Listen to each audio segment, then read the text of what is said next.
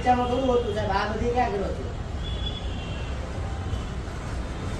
એમને? આ તમે અત્યારે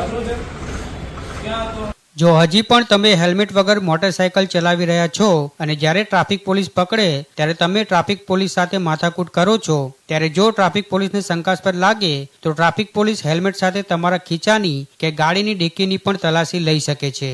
તેવો જ એક કિસ્સો સામે આવ્યો છે સુરતથી. સુરતના સીમાડા 4 રસ્તા પાસે ટ્રાફિક પોલીસ દ્વારા હેલ્મેટ ડ્રાઈવ યોજવામાં આવી હતી, જ્યાં વાહન ચાલક દ્વારા હેલ્મેટ ન પહેરવામાં આવતા પોલીસે આ વાહન ચાલકને રોક્યો હતો.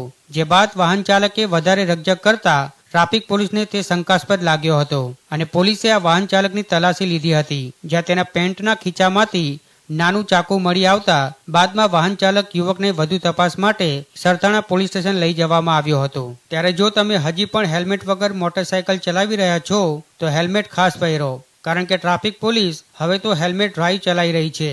આથી હેલ્મેટ પહેર્યા વિના ગાડી લઈ નીકળો છો તો તમે લાખ કોશિશ કરો પણ ટ્રાફિક પોલીસની બાજ નજરથી તમે નહીં બચી શકો.